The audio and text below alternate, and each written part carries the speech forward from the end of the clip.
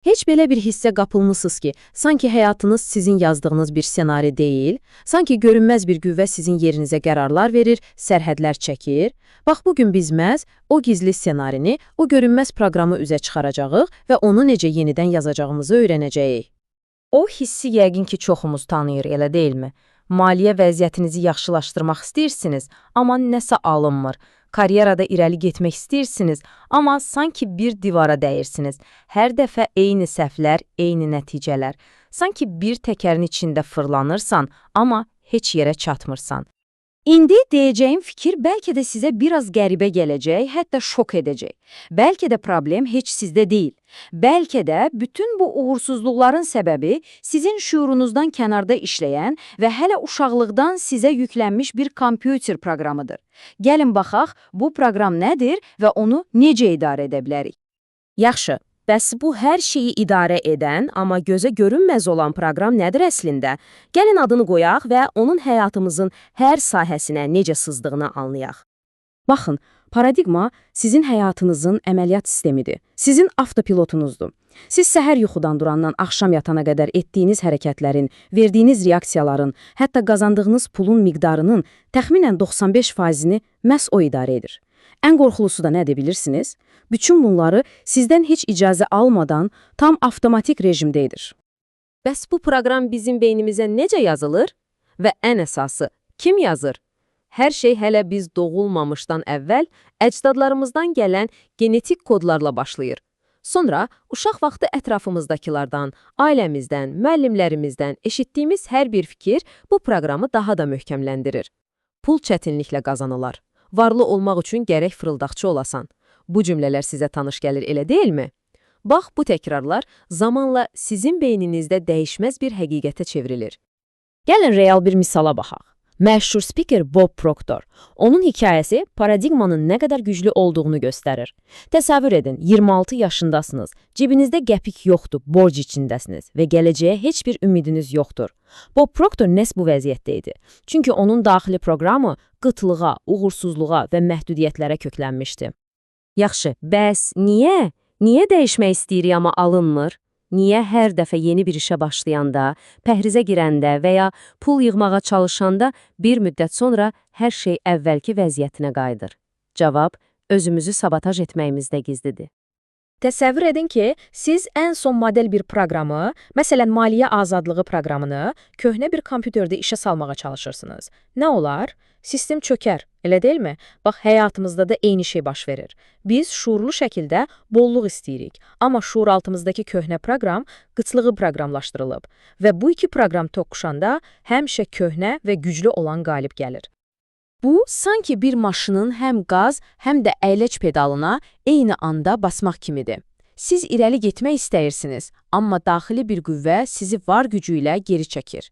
Maşın yerindən tərpənmir, sadəcə mühərrik qızır, enerji tükənir. Biz də beləcə tükənirik, təxirə salırıq, fürsətləri qaçırırıq və sonda təslim oluruq. İndi gəlin sizə bir rəqəm deyim. 400 milyon dollar. Təsəvvür edə bilirsiniz? Bu, bir insanın bütün karyerası boyunca qazandığı puldur. Bəs sonra nə oldu? Bu pul hara yox oldu? Söhbət əfsanəvi boksçu Mike Tyson'dan gedir. O, bu pulu öz istedadıyla, yumruqlarıyla qazandı. Amma problem nə idi? Onun daxili proqramı, yəni paradigması, hələ də küçələrdə böyüyən, qıtlıq içində yaşayan o uşağın proqramı idi. Nəticə, pul gəldi, amma proqram onu saxlamağa icazə vermədi. Çünki onun daxili dünyası bu qədər böyük bir məbləğə hazır deyildi. Baxın, bu məsələ maliyyə termostatı kimidir. Təsəvvür edin, evinizdəki termostat 20 dərəcəyə qurulub. Pəncərəni açsanız otaq soyuyacaq, amma termostat dərhal işə düşüb otağı yenidən 20 dərəcəyə qaldıracaq. Eynilə, sizin maliyyə termostatınız az pula köklənibsə, birdən-birə çox pul gələndə şuuraltınız təhlükə siqnalı verir və o artıq puldan xilas olmaq üçün yollar axtarır. Gözlənilməz xərclər, səhv investisiyalar, bunlar təsadüf deyil. Yaxşı, kifayət qədər problemdən danışdıq. Əsas sual. Çıxış yolu varmı? Bu proqramı silib yenisini yazmaq mümkündürmü? Əlbəttə ki, mümkündür. İndi isə gəlin işin ən həyəcanlı hissəsinə, yəni həll yoluna keçək. İndi deyəcəyim şey bəlkə də bugünə qədər uğur haqqında bildiyiniz hər şeyi şübhə altına alacaq. Bizə nə öyrədiblər? Daha çox çalış, daha yaxşı plan qur. Bunlar hamısı strategiyadır. Amma bilin ki, uğurun sadəcə 5% strategiyadır. Bəs o yerdə qalan 95% nədir? O, sizin zehniyyətinizdir. Sizin daxili proqramınızdır. Siz daxili dünyanızı dəyişmədən xarici dünyanızı dəyişə bilməzsiniz.